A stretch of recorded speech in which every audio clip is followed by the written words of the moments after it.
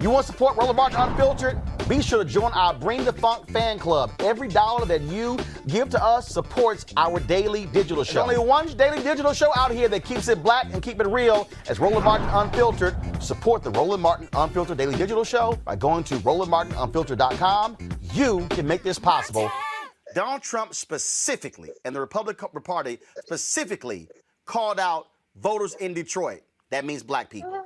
Voters in Milwaukee. That means black people. Voters in Philadelphia. That means black people. Voters in Atlanta. That means black people. You got Congresswoman Stefanik, who specifically went on television and said there were 40,000 fraudulent votes in Fulton County. That means Atlanta.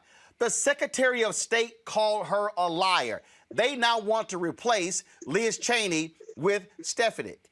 What's interesting to me is how all of these black Republicans like CJ stood out there talking about stop the steal when they were specifically saying it was black voters who stole this election. Well, you know, some of the best foot soldiers of white supremacy are black people. And at the end of the day, though, what I will say is everybody gets their N-word wake-up call. That's black people, that's Asian people, that's Latino people. Everybody gets it except for white people. And to be honest, poor white people get it too when they're getting their leg chopped off because their rural farms or their rural hospitals have been shut down and they got diabetes.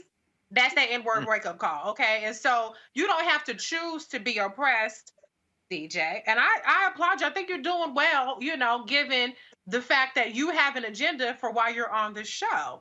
And I think you're definitely handling that agenda. But deep down inside, you have to know that N-word wake-up call is coming to you one day. You in Alabama. It's going to come to you.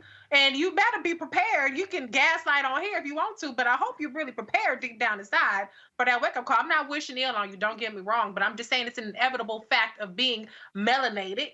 If we're using the good Jane Elliott's language, it's an inevitable reality that we all face, whether we want to or not. It's not even just a socioeconomic thing. It's not a pull yourself up by your bootstraps thing. It's a reality because you're not making the choice. Other people are making the choice in how they interact with you. Until you can control how other people choose to interact with you, you don't have the power that you think you have. Now, we have the power to control our reactions, but you don't have the power to necessarily control how other people react to you.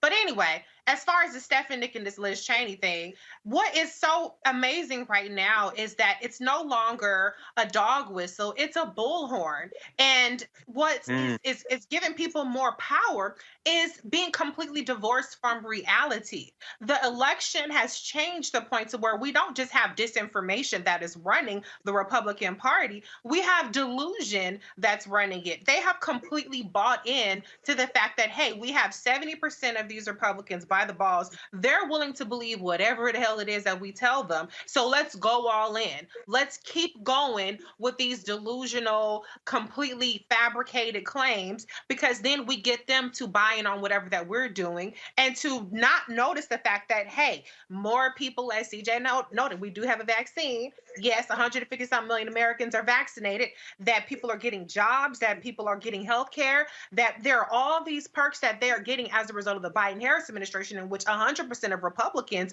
voted against. As long as they can keep them distracted from that part, and they can say voter fraud and the blacks in Georgia and the blacks in this place and the blacks in that place, then they're going to win. Unfortunately, the Republican Party in 2021 has not learned that you have to come with the rest of the country in terms of putting forth some policy solutions.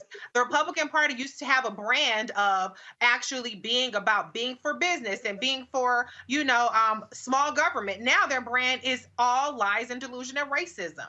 If they could actually put forth some sort of solutions, then maybe they could be more competitive. But if the way that they choose to be competitive is to suppress the vote, is to go all in on racism and go all in an alternate reality. And we're going to see how far that gets them. Unfortunately, it can get them pretty far in the short term, but in the long term, we'll see how far it gets them and how much damage they do in the process. So, CJ, did it bother you at all when Donald Trump and Republicans were specifically targeting voters in Detroit, Philadelphia, Milwaukee, and Atlanta? Who were they talking about in those four cities? It doesn't bother me, Roland, because I don't see race in every comment that's made. So why did they pick those four cities? What's unique about those four cities? Each of those elections in those cities were administered by Democrats. No. That's 4 specific cities. They didn't say Charlotte. They didn't say Mecklenburg County. They didn't say Houston. They said 4 specific cities. They didn't say Lansing. They didn't say Pontiac. They didn't say Racine. They said Milwaukee. They didn't say Scranton. They said Philadelphia. They didn't say Augusta. They said Atlanta. So why specifically did they say those 4 cities? Roland, you can ask me that question 4 more times. The answer will be the same. So you don't think it was because those 4 cities had significant numbers of black voters? No, because I refuse to live in this ideal world that you live in where everything is racist and everything No. So why didn't they pick a majority white city where there were Democratic voters? Because see, if your argument is they were Democrat, no, but they were real specific. In fact, Donald Trump had a partial recount in Wisconsin, and it was of Milwaukee. So in your clear vision, in your free-thinking vision, you can't make the connection Philadelphia, Milwaukee, Atlanta, Detroit? I think those are all urban centers with huge populations. So when the Republicans in Michigan said, let's certify all votes in Michigan except Detroit, what did they mean? They mean let's look at the city with the largest population in the state where the most votes are going to be found, and let's make sure those votes are right. That's what they meant. Yeah, okay. Okay, that makes sense. All right, folks, back to our Roland Martin Unfiltered video in just one moment. It's time to be smart. When we control our institutions, we win. This is the most important news show on television of any racial background. Y'all put $2, $3, $4, $5, $10, $15, $20, $30 on this and keep this going. What you've done, Roland, since this crisis came out in full bloom. Anybody watching this, tell your friends.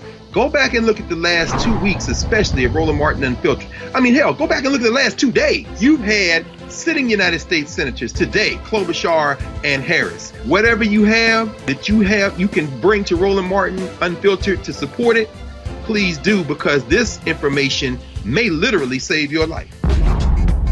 Watch Roland Martin Unfiltered daily at 6 p.m. Eastern on YouTube, Facebook, or Periscope, or go to RolandMartinUnfiltered.com. Support the Roland Martin Unfiltered Daily Digital Show by going to RolandMartinUnfiltered.com. Our goal is to get 20,000 of our fans contributing $50 each for the whole year. You can make this possible. RolandMartinUnfiltered.com.